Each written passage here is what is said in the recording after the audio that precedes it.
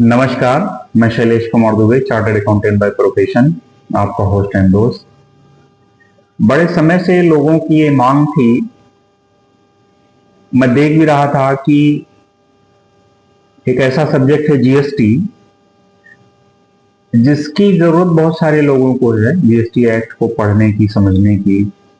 जैसे उसमें से कुछ लोग होते हैं जो एमबीए कर रहे होते हैं, कुछ जो है वो सीए कर रहे हैं, बहुत सारे ऐसे लोग हैं। कुछ लोगों को अंडरस्टैंडिंग की जरूरत पड़ती है। तो कोई ऐसा प्लेटफॉर्म नहीं है जहां पे आपको पूरी GST free of cost provide की जा रही है। तो मेरे मन में एक विचार आया कि क्यों ना एक छोटा सा इनिशिएटिव लिया जाए और समय समय पर चैप्टर वाइज, सेक्शन वाइज जब समय मिले तो for the convenience of public free of cost एक वीडियो प्रोवाइड की जाए, जिसमें मेरा कोई पर्सनल इंटरेस्ट नहीं है। मेरा सिर्फ इतना इंटरेस्ट है कि जो इस वीडियो को देखे उसको बेनिफिट मिले। तो आज से मैं जीएसटी के लिए एक मुहिम शुरू कर रहा हूं।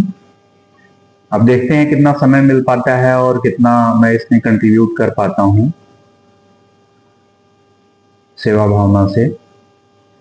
हाँ, ये जरूर है कि मैं जो भी चीजें बताऊंगा वो कहीं ना कहीं ऑथेंटिकेटेड होंगी, और जो इस वीडियो को देख रहा है और उसको, क्योंकि मैं अभी, हमारे पास इतनी बड़ी टीम नहीं है कि हम सारी चीजें आपको एडिटिंग वगैरह सारी कुछ कर सकें, और वो सब चीजें दूसरे टीम जो है वो हमारे प्रोफेशनल वर्क्स में है, वो उसमें लगे हुए हैं।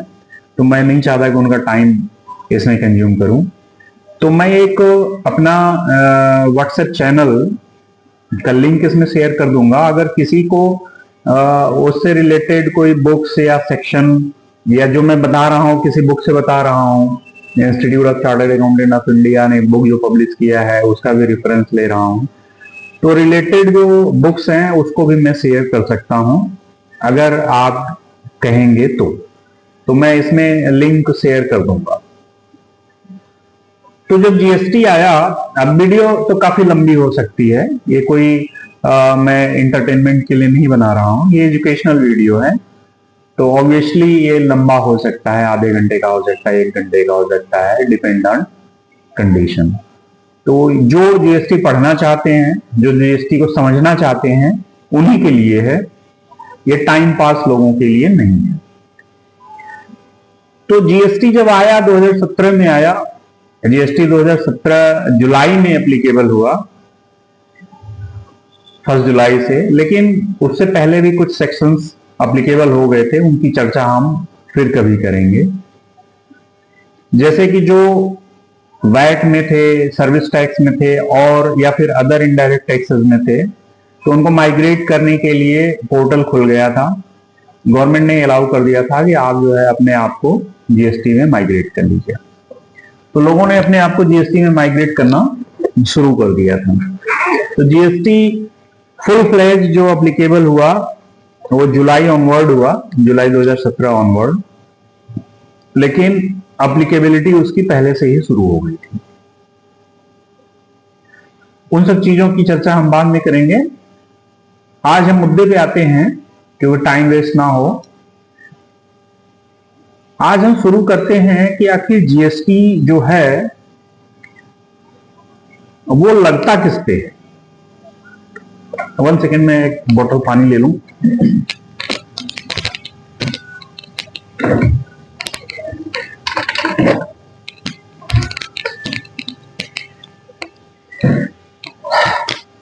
जीएसटी लगता किस पे है, जीएसटी का कंसेप्ट क्या है,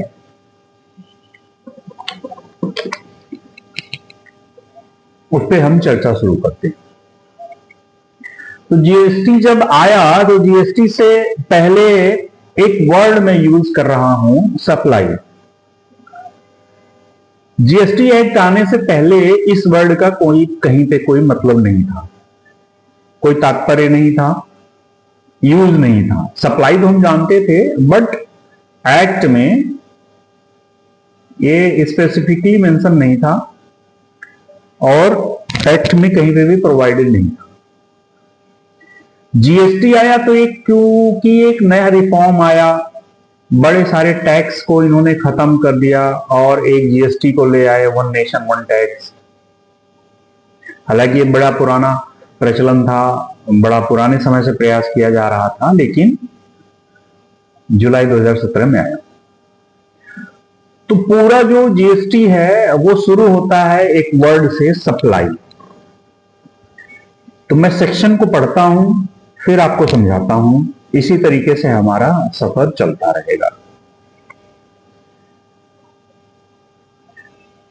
अब हम जो चैप्टर है उस चैप्टर का नाम है levy and collection of tax. Tax लगता किस पे है और उसको कलेक्ट कैसे किया जाता है, उसके लिए क्या प्रोविजन है। तो इसमें क्या क्या चीजें कवर होंगी। सेक्शन 7 में है स्कोप ऑफ सप्लाई। सेक्शन 8 है tax liability on composite and mixed supply, बताऊंगा क्या होता है। सेक्शन 9 है लेवी एंड कलेक्शन। सेक्शन 10 है कंपोजिशन लेवी, कंपोजिशन क्या होता है। सेक्शन 11 है power to grant exemption from tax, और सेक्शन 11A है power not to recover goods and services tax not levied or short levied as a result of general practice. ये तो इसको हम बारी बारी से पढ़ेंगे। और इससे संबंधित जो इनकम टैक्स का एक्ट है, ये तो एक्ट का हमने सेक्शन बता दिया, इससे संबंधित रूल्स भी आएंगे, तो संबंधित रूल्स को भी हम चर्चा करते चलेंगे।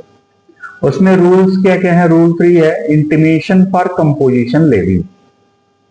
रूल 4 क्या है, effective date of composition levy. Rule 5 क्या है, condition and restriction for composition levy. Section 6 क्या है, validity of composition levy. Rule 7 क्या है, rate of tax of the composition levy. तो अभी हम स्कोप ऑफ सप्लाई की बात करेंगे। स्कोप ऑफ सप्लाई का मतलब यह है कि किन चीजों पे टैक्स लगेगा, मतलब किसको हम सप्लाई मानेंगे। जीएसटी में जो सप्लाई कहा गया, जैसे हम नॉर्मल भाषा में, नॉर्मल बोलचाल की भाषा में सेल कहते हैं, परचेज कहते हैं, तो वैसे ही यहां पे जीएसटी में नॉर्मल बोलचाल की भाषा मतलब एक्ट में जो कहा गया उसी को, सेल परचेज को और बहुत सारी चीजों को अभी मैं बताऊंगा, उसको सप्लाई नाम दे दिया उन्होंने। तो अब हम शुरू करें सप्लाई से। सेक्शन 7 याद रखिएगा कि सीजीएसटी एक्ट, देखिए एक्ट क्या है, जीएसटी जो आया थोड़ा सा ब्रीफ बता देता हूं फिर सेक्शन 7 की तरफ चलता हूं। जीएसटी जो आया तो जीएसटी में 3 तरह के उन्होंने एक्ट बनाए जीएसटी में ही। क्या पहला बनाया सेंट्रल जीएसटी। जीएसटी का फुल फॉर्म है गुड्स एंड सर्विस टैक्स। तो उन्होंने बनाया सेंट्रल जीएसटी एक्ट 2017, वही पब्लिश हुआ, वही मेन लॉ है। उसमें क्या है, वो सारी चीजें जो है वो सेंट्रल गवर्नमेंट के हिसाब से रूल को फ्रेम किया गया। अब उसी रूल्स में कह रहा हूं, सेक्शन लॉ जो भी आप समझिए, लॉ को फ्रेम किया गया। अब उसी लॉ को स्टेट्स ने कॉपी पेस्ट किया, थोड़े बहुत मॉडिफिकेशन के साथ, लेकिन एज इट इज लगभग वही। तो वो जो स्टेट, सेंटर तो एक हो गया, फिर बाकी जो भारत में जितने भी स्टेट्स हैं उन्होंने उसको कॉपी पेस्ट किया और उसको अपना स्टेट का एक्ट बना दिया। तो स्टेट का एक्ट जो बना उसका नाम रख दिया गया state goods and service tax act. ठीक, एक बना आईजीएसटी। आईजीएसटी का मतलब है, नाम जो है वो इंटीग्रेटेड टैक्स, मतलब integrated goods and service tax, सब 2017। अब इसमें अंतर क्या है, सेंट्रल सीजीएसटी जो है वो सेंट्रल गवर्नमेंट के अधिकार में आता है, एसजीएसटी जो है वो डिफरेंट स्टेट्स के अधिकार में आता है, और आईजीएसटी जो है इन दोनों का मिक्सचर है। आईजीएसटी कोई एक्ट स्पेसिफिकली, इसमें कोई नया प्रोविजंस नहीं है। आईजीएसटी क्या है? आईजीएसटी कहता है, सीजीएसटी कहता है, एसजीएसटी कहता है, वो एक इंट्रा स्टेट की बात करता है, मतलब स्टेट के अंदर की बात, कि मतलब हम यूपी में हैं, यूपी में ही खरीद बेच रहे हैं, तब सीजीएसटी एक्ट और एसजीएसटी एक्ट लग जाएगा। लेकिन अगर हम यूपी में हैं और हम दिल्ली में कोई माल बेच रहे हैं या दिल्ली से कोई माल खरीद रहे हैं, तो उस कंडीशन में आईजीएसटी एक्ट लग जाएगा। कानून यही है, जो सीजीएसटी एक्ट का है वही कानून हर जगह है, थोड़ा थोड़ा चेंजेस, वो मैं आपको बाद में बताऊंगा। तो ये जो है समझ लीजिए कि ये क्या है, उसके बाद हम फिर बाद में इस पे कभी चर्चा करेंगे। अब हम बात कर रहे थे सप्लाई का, आज हमारा टर्न है सप्लाई का। तो सप्लाई क्या है? सप्लाई को पहले मैं पढ़ता हूं कि एक्ट क्या कहता है सप्लाई के बारे में, फिर हम उसका मतलब समझते हैं। सेक्शन 7 याद रखिएगा, सेक्शन 7 है और उसका हेडिंग है स्कोप ऑफ सप्लाई। मतलब सप्लाई का स्कोप क्या है, जीएसटी एक्ट में क्या स्कोप है सप्लाई का, वो ये एक्ट बताता है। कहता है for the purpose of this act मतलब CGST act 2017, the expression supply includes, आप कहेंगे मेरे चैनल का लिंक मैं दे दूंगा, अगर आप स्पेसिफिकली रिक्वेस्ट करेंगे तो मैं उस पर इस बुक को डाल दूंगा, आप इसको पढ़ भी सकते हैं। कह रहा है for the purpose of this act मतलब जहां पे भी एक्ट आए वहां पे CGST act 2017, the expression supply includes, अब सप्लाई में क्या क्या चीज आएगा वो बता रहा है कि सप्लाई मतलब क्या। सप्लाई मतलब बता रहे हैं all forms of supply of goods, supply of goods और सर्विसेज और बोथ सच एज, देखो क्या क्या है इन्होंने, कि सप्लाई को कहीं डिफाइन नहीं किया गया, सप्लाई यहीं से शुरू हो रहा है। सप्लाई का कॉमन वर्ड जो आप समझ लीजिए कि हम जो है सेल या परचेज कर रहे हैं, बेसिकली यहां सेल से मतलब है। तो सप्लाई का एक्सप्रेशन क्या है? ऑल फॉर्म ऑफ सप्लाई, किसी भी तरीके का सप्लाई हो सकता है, किसी भी तरीके का सेल हो सकता है। किस चीज का? गुड्स का, गुड्स मतलब सामान। सर्विसेज का, सर्विसेज मतलब जैसे मैं एक चार्टर्ड अकाउंटेंट हूं, मैं आपको सर्विस दे रहा हूं, मैं एक कंस्ट्रक्शन करने वाला हूं, आपको सर्विस दे रहा हूं, मैं एक मैन पावर सप्लाई हूं, आपको सिक्योरिटी गार्ड दे रहा हूं सर्विस। ये अलग अलग भी हो सकता है और बोथ या दोनों एक साथ भी हो सकता है। अब आप कहेंगे दोनों एक साथ कहां हो सकता है, ऐसी कौन सी घटना है? तो जैसे मान लो बिल्डिंग बना रहे हो, किसी को आपने ठेका दे दिया कि आप मटेरियल भी लगा देना, आप लेबर भी लगा देना, मेरा घर बना देना, तो उसको वर्क कॉन्ट्रैक्ट कहा जाता है।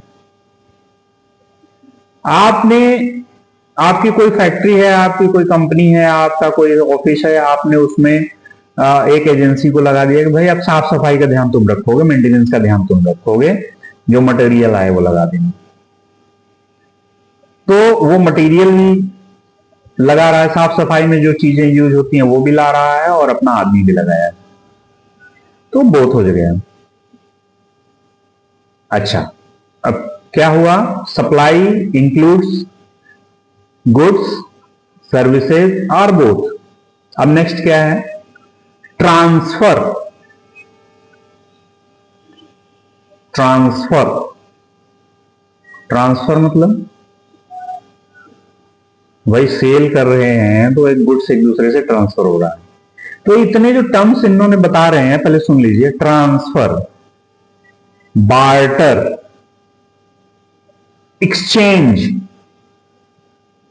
लाइसेंस, रेंटल, लीज और डिस्पोजल मेड और agreed to be made for a consideration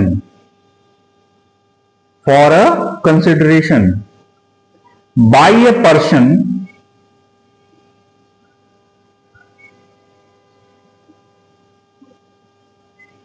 in the course of furtherance of business। देखो, बात सिर्फ 3 लाइन है, लेकिन इसी में पूरा जीएसटी समा गया।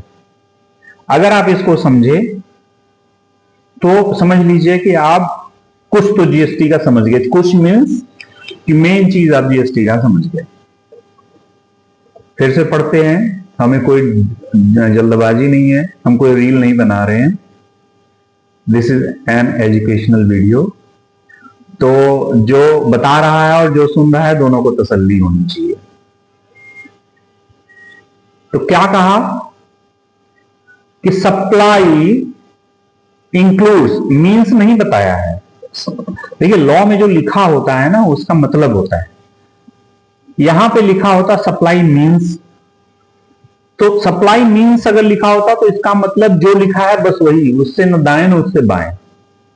लेकिन जब यहां पे लिखा है सप्लाई इंक्लूड्स, तो इंक्लूड्स का मतलब ये होता है कि ये तो है ही है, इसके अलावा भी कुछ और हो सकता है। आप इस वीडियो को सुनकर एग्जाम में पास हो या ना हो, वो हमारा ऑब्जेक्टिव नहीं है।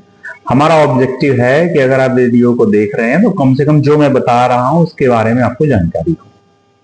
क्योंकि जीएसटी मेरा बड़ा ही हार्डकोर सब्जेक्ट रहा है। जीएसटी जब नहीं आया था, जब इसके ड्राफ्ट इशू हो रहे थे 2017 से पहले, तो इसके ड्राफ्ट को मैं डाउनलोड कर करके पढ़ना शुरू कर दिया था। जीएसटी को मैंने मतलब न जाने कितनी बार पढ़ लिया होगा। अभी भी जीएसटी के कई सारे किताब पढ़े होंगे। तो मैं जो समझा हूं, जो समझता हूं, वो आप भी समझिए। तो यहां इंक्लूड्स लिखा है। इंक्लूड्स का मतलब होता है कि जो इसमें बताया गया वो तो है ही है, और भी कुछ होगा इस नेचर का तो वो भी माना जाएगा। अब छोड़ा क्या इन्होंने? कुछ नहीं छोड़ा, सब इंक्लूड कर लिया। तो कहा कि all form of supply of goods, supply of goods, supply of services, supply of goods and services both. फिर कह रहा है सच एज, अब सप्लाई को बता रहे हैं कि सच एज जैसे क्या क्या हो सकता है गुड्स और सर्विसेज में, कहते हैं सेल। अब बता रहे हैं कि सप्लाई में क्या क्या चीज आएगी। सिर्फ सेल इसलिए नहीं लिया, सप्लाई का मतलब बहुत बड़ा। अगर सेल कह देते तो सेल बस छोटी सी चीज हो जाती, जैसे सेल्स टैक्स में सिर्फ सेल को लिया जाता था। तो अब यहां पे इन्होंने सिर्फ सेल नहीं कहा, यहां पे इन्होंने कहा सप्लाई। और उस सप्लाई के अंदर क्या क्या डाल दिया? सप्लाई के अंदर डाल दिया जैसे कि सच मतलब जैसे कि सेल, सेल आप सब लोग जानते हैं। ट्रांसफर, अब कोई ऐसा ट्रांसफर हो जो सेल की कैटेगरी में ना आता हो। बार्टर, अब देखो कितना बारीक बारीक सा डिफरेंस है। बार्टर, अब इसको डिटेल में हम पढ़ने लगेंगे ना, तो इस सिर्फ 3 लाइन को समझने के लिए हम कई दिन लगा देंगे, लेकिन इतना डीप में नहीं जाऊंगा, बस समझिए। बार्टर, बार्टर मतलब समझते हैं कि कोई सामान लो कोई सामान दे दो। एक्सचेंज, एक्सचेंज बार्टर जैसा ही लगता है, लेकिन एक्सचेंज भी वही है कि कुछ दो कुछ लो, मेरे पास मैं ये दे रहा हूं तुम ये ले लो। लाइसेंस, भाई लाइसेंस किसी भी चीज को चलाने के लिए कोई लाइसेंस दे रहे हो, रेंटल, रेंट रिसीव कर रहे हो। लीज, रेंट का ही एक दूसरा रूप है लीज, भाई बिल्डिंग लीज पे दे दिया, मशीन लीज पे दे दिया। डिस्पोजल मेड, डिस्पोजल का मतलब चलो जी इसको डिस्पोज करो, खत्म करो कहानी, देखो छोड़ा कुछ नहीं। Are agreed to be made, या तो आपने उस काम को कर लिया या उस काम को करने के लिए एग्री हो गए। फॉर ए कंसिडरेशन, अब मुख्य बिंदु क्या आ गया, फॉर ए कंसिडरेशन। आपने कुछ भी किया। अब जैसे बार्टर में क्या होता है कि हमारे पास कोई कमोडिटी है, पहले चलता था, अभी भी कभी कभी चलता है, कि हमने गेहूं लिया, चावल दिया, बार्टर हो गया। प्राइस डिसाइड कैसे होगा वो बाद में बात करेंगे। एक्सचेंज, हमारे पास कोई चीज है, हमने उसको एक्सचेंज कर लिया। भाई आपके पास कार थी, हमारे पास बिल्डिंग थी। तो लाइसेंस, लाइसेंस का मतलब जैसे कोई होता है एजेंसी वगैरह देता है। रेंटल, बिल्डिंग की हो गई। लीज, लीज भी बिल्डिंग और मशीनों की हो गई। Disposal made are agreed to be made for a consideration. ये सारा मामला जो है ना, कंसिडरेशन के लिए होना चाहिए, मतलब पैसे के लिए होना चाहिए। मतलब हमने अगर आपको कुछ दिया तो उसके बदले में पैसा लिया। कोई चीज बेचेंगे तो पैसा लेंगे, कोई चीज ट्रांसफर करेंगे, प्रॉपर्टी ट्रांसफर किया, कुछ भी ट्रांसफर किया, राइट ट्रांसफर मतलब मेरा ओनरशिप था, मैंने आपको ट्रांसफर किया, पैसा लिया। तो इन सब चीजों में कंसिडरेशन होना चाहिए। Consideration in the sense not only the cash, consideration किसी रूप में हो सकता है। जैसे बार्टर में हमने चावल दिया और आपने गेहूं दिया, तो उसमें पैसा तो कहीं आया नहीं, मनी का कहीं लेन देन नहीं हुआ, लेकिन कंसिडरेशन उसका हो गया। गेहूं का अगर दाम तय करना होगा तो हो जाएगा, चावल का दाम तय करना होगा तो भी हो जाएगा। बाई अ पर्सन, देखो लिखा है अ पर्सन। पर्सन की डेफिनेशन, पर्सन के डेफिनेशन में इंडिविजुअल भी आ सकता है, कंपनी भी आ सकती है, फर्म भी आ सकता है, कोई भी आ सकता है। In the course or, in the course or furtherance of business, in the course of business or in the furtherance of business. मतलब in the course of business का मतलब क्या हुआ कि भाई हमारा व्यापार चल रहा है और हमने खरीद बिक्री की, तो इन द कोर्स ऑफ हो गया। इन द फर्दरेंस ऑफ बिजनेस, कि हमने जो है बिजनेस को जो है उसको थोड़ा सा हम फर्दर आगे ले जाना चाहते हैं। तो बिजनेस को आगे ले जाने के लिए, बिजनेस को चलाने के लिए ये काम होना चाहिए, मतलब बिजनेस से रिलेटेड होना चाहिए। ये हो गया। अब इसको मैं एक बार और पढ़ देता हूं। सेक्शन 7, स्कोप ऑफ सप्लाई, सब section 1, clause A, all form of supply. For the purpose of this act, the expression supply includes all form of supply of goods or services or both, such as sale, transfer, barter, exchange, license, rental, lease, disposal made are agreed to be made for a consideration by the person in course or furtherance of business. चलिए, clause A, small a, the activity or transaction by a person. अब इसको कैसे पढ़ेंगे, ऊपर से पढ़ते हैं। For the purpose of this act, the expression supply includes, पहले तो हमने वो बार्टर वगैरह पढ़ लिया था, सेल। अब कहता है सप्लाई इंक्लूड्स द एक्टिविटी और transactions by a person other than an individual, मतलब कोई व्यक्ति, इंडिविजुअल के अलावा। इंडिविजुअल मतलब जैसे आदमी, औरत, इनके अलावा टू इट्स मेंबर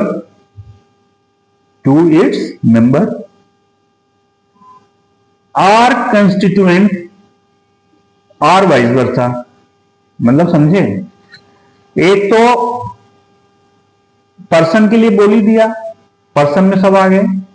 अब इसमें कहता है इंडिविजुअल के अलावा अगर कोई पर्सन है, पर्सन में जैसे मैंने बताया कंपनी भी आ सकती है, फर्म भी आ सकता है, ट्रस्ट भी आ सकता है, कोई भी आ सकता है, आदमी भी, इंसान भी आ सकता है। लेकिन इंसान के अलावा जैसे कंपनी हो गई, फर्म हो गई, सारी चीजें हो गई, अगर वो कोई सर्विसेज या गुड्स अपने मेंबर्स को मतलब जैसे कंपनी है तो अपने शेयर होल्डर को, डायरेक्टर को, एम्प्लॉयज को, ट्रस्ट है तो अपने ट्रस्टी को, अपने एम्प्लॉयज को, इस तरीके से, या फिर उनके एम्प्लॉयज, उनके ट्रस्टी, उनके मेंबर्स कंपनी को, मतलब किसी तरीके से कोई ट्रांजेक्शन करते हैं, कोई एक्टिविटी या कोई ट्रांजेक्शन करते हैं, इन दोनों के बीच में होता है। फॉर कैश, पैसे के बदले में। डेफर्ड पेमेंट, मतलब अभी दे दो मैं बाद में दे दूंगा तुम्हें। आर अदर वैल्यूएबल कंसिडरेशन, या मुझे तुम ये दे दो मैं तुम्हें अपनी सोने की घड़ी दे दूंगा, या तुम मुझे ये दे दो मैं अपना घर तुम्हारे नाम कर दूंगा, तुम मुझे ये दे दो मैं तुम्हें कार दे दूंगा, तो भी ये सप्लाई माना जाएगा। मतलब अभी ऊपर वाले दो सबसेक्शंस में क्या समझ में आया, एक तो बिजनेस से रिलेटेड हो, कोई भी ट्रांजेक्शन हो, सेल हो, ट्रांसफर हो, बार्टर हो, कुछ भी हो, वो सप्लाई माना जाएगा। दूसरा, इंडिविजुअल के अलावा, मतलब एक ह्यूमन, मेल फीमेल के अलावा कोई भी एंटिटी, जैसे कोई कंपनी हो गई, फर्म हो गया, वगैरह वगैरह, वो अपने मेंबर को कुछ देता है या उससे लेता है, चाहे सर्विसेज हो, चाहे गुड्स हो, चाहे बार्टर हो, चाहे ट्रांसफर हो, वो लेता देता है। अब वो लेने के लिए वो चाहे वो कैश में डील हुआ हो, कैश इन द सेंस की not only the cash, currency, कागज की मनी, बैंक का भी ट्रांसफर कैश ही माना जाता है। या तो फिर डेफर्ड पेमेंट कि मतलब अभी दे दो मैं तुम्हें बाद में दे दूंगा, या तो फिर अदर कोई मोड हो, वैल्यूएबल कंसिडरेशन हो, तो भी वो सप्लाई माना जाएगा। अब सप्लाई माना जाएगा, सप्लाई पे इतना जोर दिया जा रहा है। सप्लाई का क्लॉज ए पढ़ा हमने, क्लॉज ए पढ़ा हमने। अब सेक्शन 1 का, सब सेक्शन 1 का, सेक्शन 7 सबसेक्शन 1, क्लॉज ए। अब हम क्लॉज बी पढ़ रहे हैं। Supply includes import of services for a consideration whether or not in the course of furtherance of business। लो जी,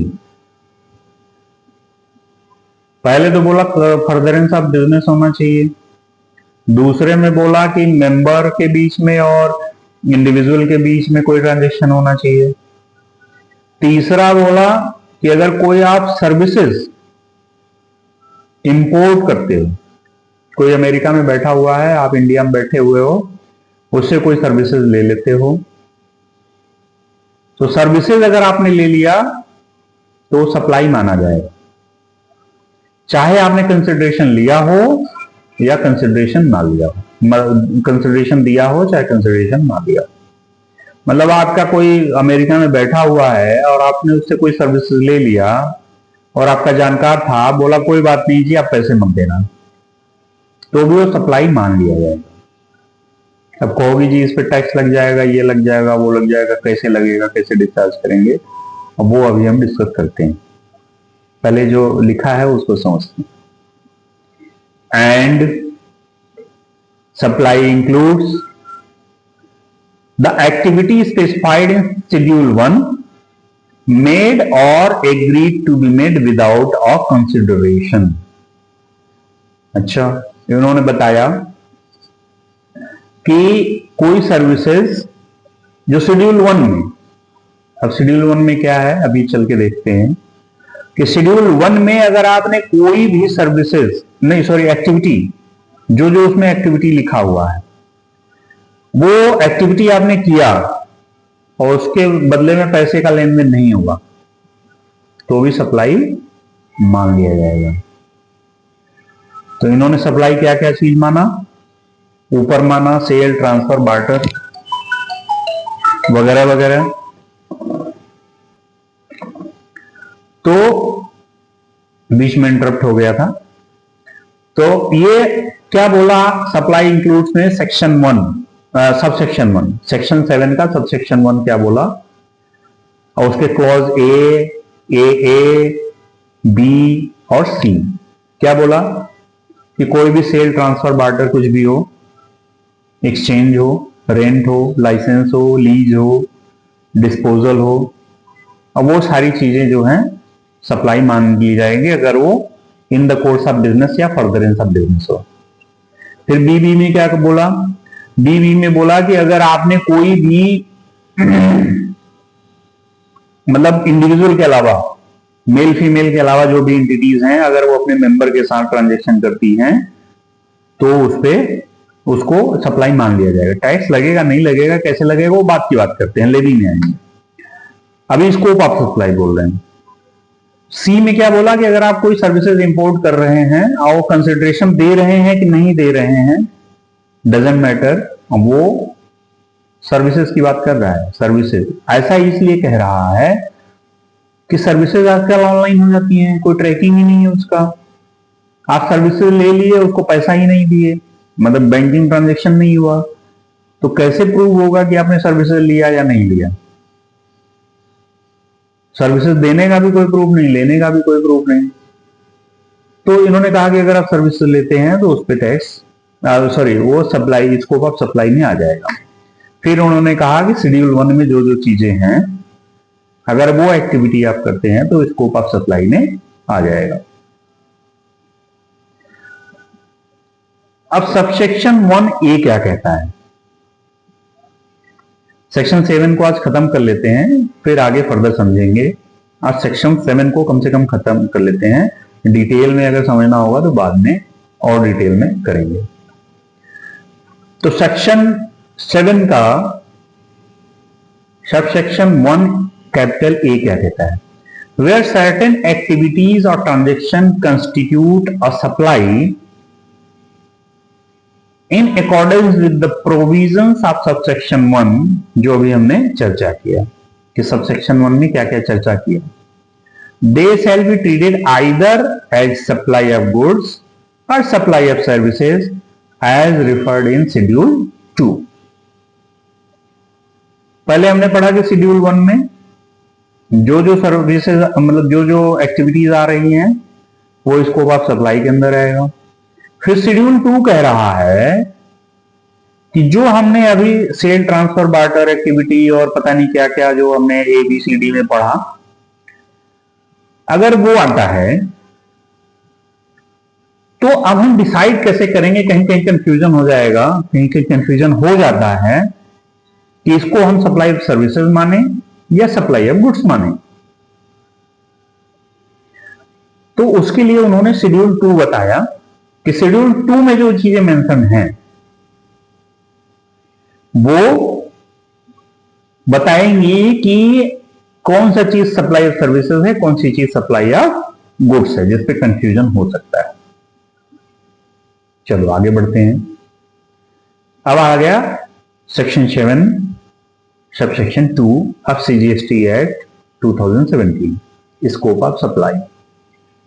कहता है notwithstanding anything contain in subsection 1, notwithstanding, non obstante clause बोलते हैं इसको, कि चलो ऊपर की हम लोग जो बात है वो कह लिए, लेकिन not with standing anything contain in subsection 1, मतलब जो भी कहा गया है सबसेक्शन 1 में उसको अभी दरकिनार कर दो। भाई इतने देर से हम बात कर रहे थे, अब उसको पहले दरकिनार कर दो, मेरी बात सुनो।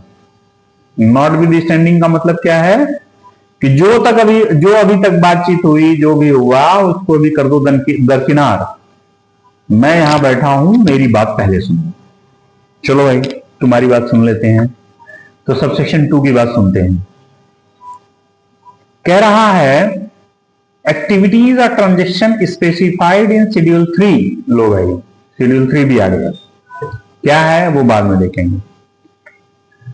Such activities are transaction undertaken by central government, state government, local authority, in which they are engaged as public authorities, as may be notified by central government, on the recommendation of the council, shall be treated neither as a supply of goods nor supply of services। तो इन्होंने क्या कहा, subsection 2 ने क्या कहा कि भाई देखो, हमने कहा कि ये स्कोप में आएगा, वो स्कोप में आएगा, वो स्कोप में आएगा, लेकिन जो शेड्यूल 3 में मेंशन है वो किसी स्कोप में नहीं आएगा। ना सप्लाई ऑफ सर्विसेज में आएगा और ना सप्लाई ऑफ गुड्स में आएगा। एक चीज और उन्होंने बताया कि central government on the recommendation of the council, जो भी डिसीजन होता है जीएसटी का वो काउंसिल डिसाइड करती है। इनका एक काउंसिल बना हुआ है। काउंसिल में कौन कौन होता है, कैसे होता है, वो फिर कभी बात करेंगे। तो काउंसिल में उसकी चीफ जो होती है वो फाइनेंस मिनिस्टर होती है, finance minister, union finance minister, जैसे इस समय सीतारमण जी हैं, और बाकी स्टेट्स के फाइनेंस मिनिस्टर्स और हेड्स होते हैं। तो उन्होंने कहा कि पहली बात तो इन्होंने बताया कि जो शेड्यूल 3 में है वो न तो सप्लाई ऑफ सर्विसेज माना जाएगा और न तो सप्लाई ऑफ गुड्स माना जाएगा। दूसरा इन्होंने कहा कि अगर कोई सेंट्रल गवर्नमेंट, स्टेट गवर्नमेंट ये जो है अगर कोई एक्टिविटी करती है तो central government by recommendation of the council ये कह सकती है कि ये सप्लाई नहीं माना जाएगा। कुछ चीजों को उन्होंने बाहर रखना चाहा कि सरकार अगर कोई सर्विसेज पब्लिक के लिए दे रही है तो जीएसटी की वजह से महंगा ना हो जाए। ऑब्जेक्टिव तो बड़ा अच्छा है कि सरकार की जो भी स्कीम्स है, सरकार के स्कीम्स को कम से कम इससे बाहर रखा जाए। वो नोटिफाई होता रहेगा टाइम टू टाइम कि कौन से स्कीम्स को इससे बाहर रखा जाए, ताकि जनरल पब्लिक को जीएसटी का बोझ ना पड़े। तो इसको स्कोप से बाहर कर दिया गया। कहां बाहर किया गया? सेक्शन 7 सब सेक्शन 2 में। चलो अब हम आते हैं सब section 3, section 7 sub section 3, scope of supply. Subject to the provision of sub section 1 में supply includes sale, transfer, barter. 1A schedule 2 में कि सप्लाई ऑफ सर्विसेज होगा या सप्लाई ऑफ गुड्स होगा, और सबसेक्शन 2 की सप्लाई नहीं माना जाएगा शेड्यूल 3 में और गवर्नमेंट के केस में। तो कह रहा है subject to the provision of subsection 1A2 the government may on the recommendation of the council specify by the notification the transaction that are to be treated as. अब इसमें ये कह रहे हैं कि देखो भाई, अभी तो हमने जीएसटी एक्ट बना दिया। जीएसटी एक्ट बनने के साथ साथ बड़ी सारी चीजें बाद में समझ में आएंगे कि क्या होना चाहिए, क्या नहीं होना चाहिए, तो हम नोटिफिकेशन के थ्रू आपको बताते रहेंगे। और यकीन मानिए जब से जीएसटी एक्ट बना तब से इतने सारे नोटिफिकेशन आए कि हमें नहीं लगता कि भारतवर्ष में कोई ऐसा व्यक्ति होगा जिसको हर नोटिफिकेशन या नोटिफिकेशन का 50% या 25% भी आज के समय में सारे नोटिफिकेशन उसको पता होंगे, क्योंकि लॉ से ज्यादा नोटिफिकेशन, सर्कुलर्स ये सब आ गया। that are be treated as supply of goods and not a supply of services, or supply of services and not a supply of goods. अभी शेड्यूल 2 में क्या बता रहे थे कि शेड्यूल 2 में इन्होंने कुछ चीजों को मेंशन कर दिया, उस समय जो उनको समझ में आया वो मेंशन कर दिया कि ये सप्लाई ऑफ सर्विसेज होंगे, ये सप्लाई ऑफ गुड्स होंगे। अब वो सबसेक्शन 3 में क्या कर रहे हैं कि हम जो अगर हम कोई समस्या आएगी, कोई समझ में आएगा हमें, तो सबसेक्शन 3 के अनुसार central government by the recommendation of the GST council समय समय पे बताती रहेगी कि ये चीज सर्विस है, सप्लाई ऑफ सर्विसेज है, ये सप्लाई ऑफ गुड्स नहीं हो सकता, ये सप्लाई ऑफ गुड्स है, ये सप्लाई ऑफ सर्विसेज नहीं हो सकता।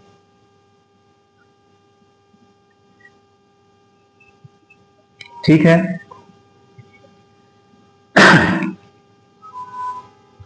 तो आज यहीं तक करते हैं। फिर नेक्स्ट वीडियो में हम बात करेंगे शेड्यूल्स के बारे में, जो शेड्यूल 1, 2, 3 अभी सामने आया है। पहले हम शेड्यूल्स को जान लेंगे, फिर उसके बाद आगे बढ़ेंगे। तब तक के लिए नेक्स्ट वीडियो के लिए इंतजार करिए। बहुत बहुत धन्यवाद।